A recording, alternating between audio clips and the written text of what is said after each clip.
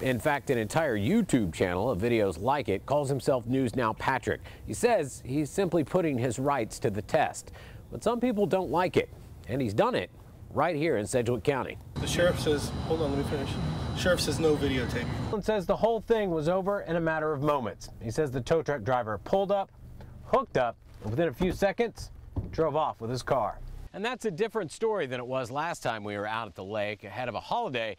That's pretty big for the Parks Department. For instance, last time we were here, you had to wear rubber boots just to get around. But with Mother Nature finally starting to cooperate a little, things are actually starting to look up. Father's Day weekend, as of now, is sold out. Concerns over the cell tower range from health concerns to what it will do for the view. But many concerns deal with what those two things would actually do to property values in the area.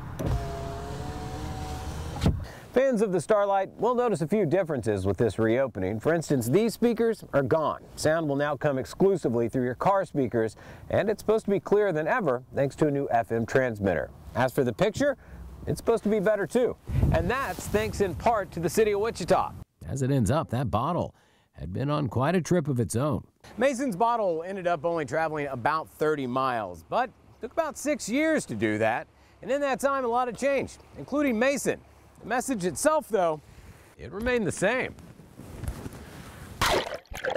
When you open up the message. One of the ideas presented at Wednesday's meeting proposed a bus route that runs by not only this parking garage located along Topeka, but also this parking garage located just across the street, utilizing hundreds of existing spaces and the transit system to get fans to the stadium.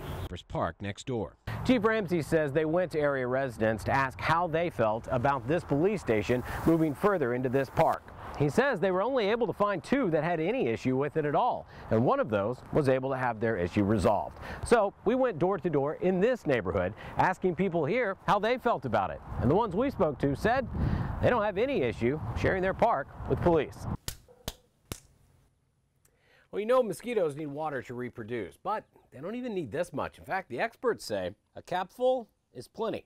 The experts also say you might want to tell that to your neighbors. Apparently, Mother Nature doesn't care that Thursday is Thanksgiving, or that a lot of us will be traveling on or around that holiday. So when are the best times to travel? Well, that kind of depends on when and where you're going. For instance, if you're going north to Nebraska, you're going to want to leave right now. My name is Roy Turner, former coach, general manager, 18 years at the Wichita Wings. Hope these guys make it. Because of Roy Turner's obvious rich history with the Wichita Wings, regardless of how much money you have, of course, you want to spend smart, especially right now. You also want to make sure your personal information, like your checking account details, don't end up in the wrong hands. So, Ann's friend, because of that, Wichita police are asking anyone with an elderly neighbor or a loved one nearby to simply stop by and pay a visit just to make sure they're getting everything they need. Imagine this tennis ball as a candy bar wrapper or a cigarette butt, a piece of trash that someone carelessly tosses from their car window. It could take weeks, months, even years, but through one avenue or another, there's a pretty good chance that piece of trash will end up in a stream or waterway, like the Missouri River here in the Show Me. Whoever had come to the front door had started shooting. Walt made his way from the front door, past this kitchen, and into this hallway, the whole time being shot at. 14-year-old Jay sees the whole thing from his bedroom at the end of this hallway. The one about the walk in the woods, she says she took with Christopher Hart, where he told her the story that made her feel so uneasy. Walgren says that took place in the woods near Northwest Parkway. And that's certainly interesting because that area is less than 2 miles away from this area that would eventually be searched by police just a few months ago in connection to this case. Sergeant Strong tells us they followed up on leads into this case as recently as just a few weeks ago. And now that he's heard Julie Walgren's story from us, he tells us he wants to hear it from her.